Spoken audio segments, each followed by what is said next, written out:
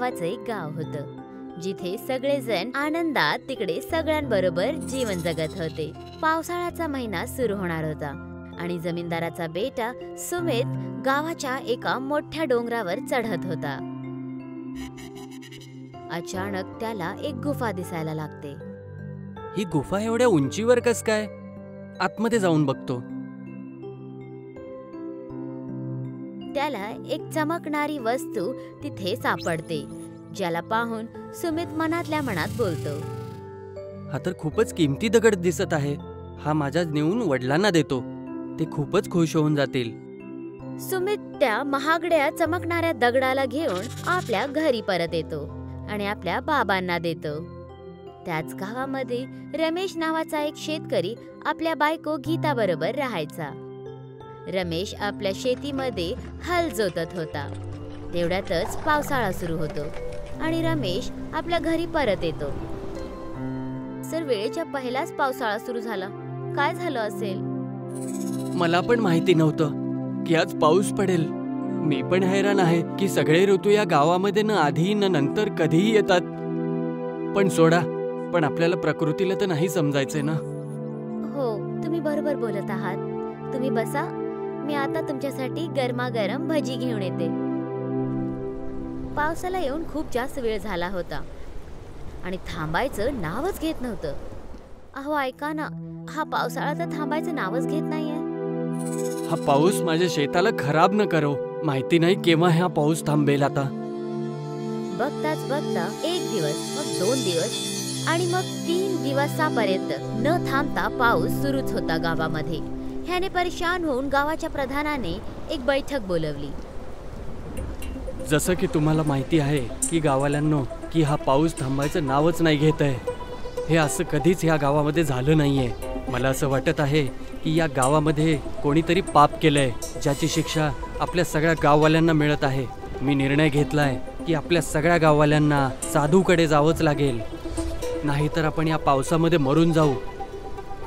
हो, तुम्ही बरोबर बोलत आहात. आपल्या सगळ्यांना हा पाऊस कसाही थांबवावाच लागेल, नाहीतर आपण सगळे संकटात येऊन जाऊ. सगळे गाववाले मिळून साधूच्या घरी पोचतात आणि त्यांना विचारायला लागतात की हा पावसाळा का नाही थांबत आहे. हा पावसाळा तर नेहमीच संतुलन मध्ये असतो, कारण की एक किमती मायावी दगड डोंगराच्या दगडावरती असायचा, जो गावाच्या ऋतूंना संतुलित करून ठेवायचा. यावर्षी पाऊस थांबायचं नावच नाही घेत आहे. साधूजी, आता तुम्हीच सांगा की आम्ही काय करायचं की ज्यामुळे हा पाऊस थांबवू शकतो.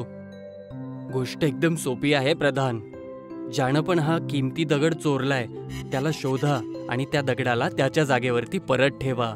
बरोबर तुमचा हा जो पाऊस चालू आहे तो बंद होईल. पण आम्हाला माहिती कसं होईल की हा दगड चोरला कोणी आहे? बेटा, ते तर तुम्हा गाववाल्यांनाच शोधावं लागेल. यामध्ये मी तुमची काहीच मदत नाही करू शकत.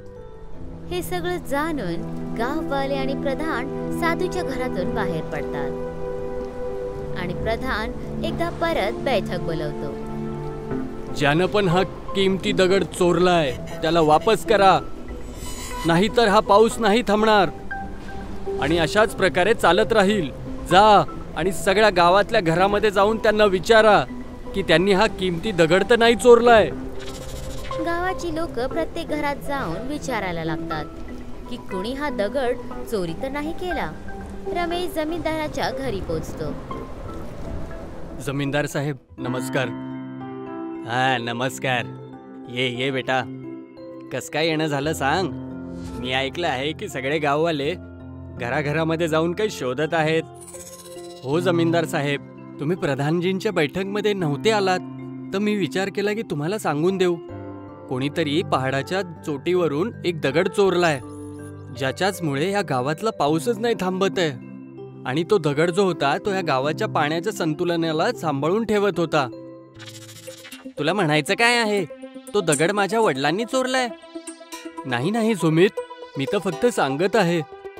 आम्ही सगळ्यांच्या घरामध्ये जाऊन विचारपूस करत आहे की कोणी तो दगड घरी तरी नाही घेऊन आलात. नाही नाही, आमच्याकडे काही तसला दगड नाहीये, तुम्ही जाऊ शकता. हे ऐकून रमेश तिथून घरी परत येतो. जिथे त्याची बायको गीता त्याला बोलते, काय झालं हो? काही कळालं का तुम्हाला की कोणी तो दगड चोरी केला आहे? पत्ता नाही लागला, पण मला असं वाटतंय की तो दगड जमीनदाराकडे असेल. कारण की जेव्हा मी त्याला विचारलं तर त्याच्या मुलाने सुमितने खूप रागाने उत्तर दिलं. पण आता माझ्याकडे काही पुरावा नाहीये, त्यामुळे मी आता काही बोलू नाही शकत. दुसऱ्या दिवशी प्रधान परत एकदा बैठक बोलावतो आणि त्या सगळ्यांना बोलायला लागतो. जसं की तुम्ही जाणता की आपल्याला तो दगड अजूनही नाही मिळालाय, त्यामुळेच आपण स्वतः जाऊन त्या पहाडावरती तो दगड शोधूया.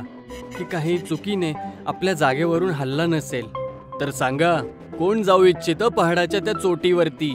मी जातो. पण एवढ्या पावसाळ्यात तिथे खूप खतरा होऊ शकतो ना? हो रमेश, ह्या गोष्टीला समज. तिथे खूप मोठं संकट असू शकतं. मी जाणार. या पावसामुळे आमचे सगळे शेत आणि जमिनी खराब झाल्यात. या पावसाला मला काही करून थांबवावं लागेल, नाहीतर आपण आपलं जीवन चांगल्या प्रकारे नाही जगू शकणार. रमेश डोंगराच्या चोटीवर चढायला सुरुवात करतो.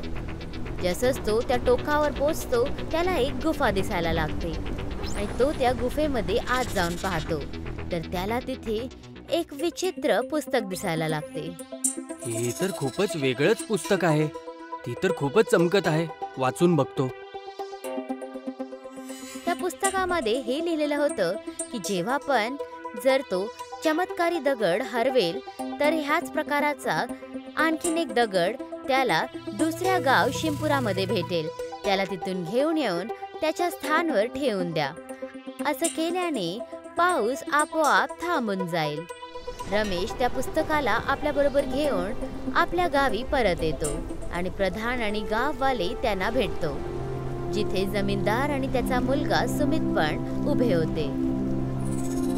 या पुस्तकाच्या हिशोबाने मला शिवपराच्या गावाच्या चोटीवरती जावं लागेल. तिथल्या दगडाला आपल्या सोबत आणावं लागेल आणि आपल्या पहाडावरती ठेवावं लागेल. जर असं आहे तर तू जा, त्या दगडाला घेऊन ये. जी प्रधानजी. रमेश शिंपुरा गावासाठी निघून जातो. जमीनदार आणि सुमित आपल्या घरी जाऊन या गोष्टीबद्दल विचार करायला लागतात. बाबा, की याच्या आधी हे जाऊन तिथून दगड घेऊन येतील तर मी जाऊन तो दगड चोरून आणतो.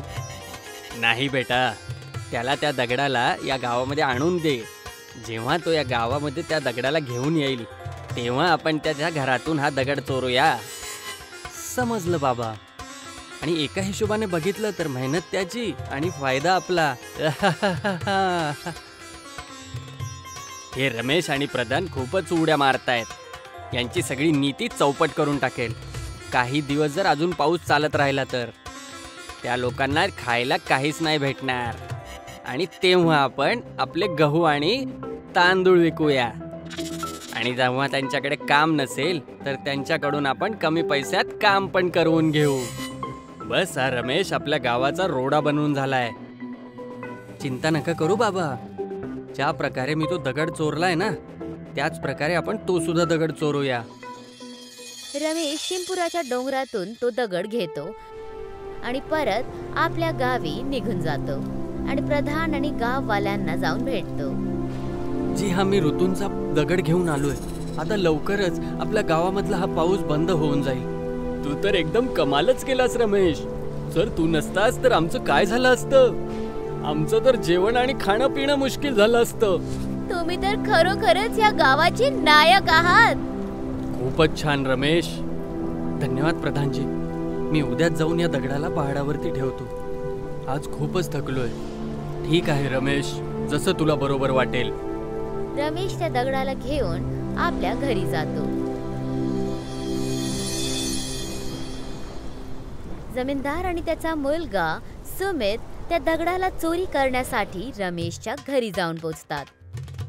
हे बघा गावाचा नायक. उद्या बघतो गाववाल्यांना हा कसं आपलं तोंड दाखवतो ते. चला बाबा, लवकरच त्या दगडाला चोरून घेऊ आणि मग इथून आपण निघून जाऊ. जमीनदार त्या दगडाला चोरी करतात आणि घराच्या बाहेर निघायला लागतात. जसंच ती दोघं जण घराच्या बाहेर निघत होते तेव्हा तिथे गाववाले आणि प्रधान बाहेर उभं राहून त्यांची वाट बघत होते. या जमीनदार, तुम्ही सगळे इथे कस काय आलात? असं वाटतं काही शोधत आहात तुम्ही. रमेश आतून ऋतुवांचा तो दगड घेऊन येतो. जमीनदारजी, तुम्ही तर हा किमती दगड घेणं तर विसरलात. जो दगड तुम्ही आणि तुमच्या मुलांनी चोरलाय तो खोटा आहे आणि हा खरा आहे. आणि आम्हाला हे पण माहिती आहे की ह्या आधी जो महागडा दगड होता तो पण तुम्ही लोक चोरी केला होता. जेव्हा माझ्या नवऱ्याने सांगितलं की तो दगड बहुतेक तुम्ही चोरी केला आहात, तर मी तुमच्या घरामध्ये काम करणाऱ्या मेघाशी भेटले. तिनेच मला सांगितलं की तुमच्याकडे एखादी दगड आहे आणि आज तुम्ही दोघं जण रात्री कुठं जाण्याची तयारी करत होता. त्याच्यामुळे मला माहिती झालं की तुम्ही या दगडाला चोरायला येणार आहे आणि याबद्दल मी गावातल्या सगळ्या लोकांना सांगून दिलं होतं. मला माफ कर रमेश. आमच्याकडून खूप मोठी चूक झाली. मीच होतो तो ज्याने दगड चोरला होता. मी लालचीपणामध्ये इतका आंधळा झालो होतो की मी गावाबद्दल सुद्धा विचार नाही केला. गाववाले जमीनदार आणि सुमितला माफ करतात आणि रमेश जाऊन दगडाला त्याच्या जागेटी जाऊन ठेवून देतो आणि गावाचा पाऊस आपोआप थांबून जातो आणि हळूहळू करून सगळ्यांची शेती एकदम बरोबर व्हायला लागते.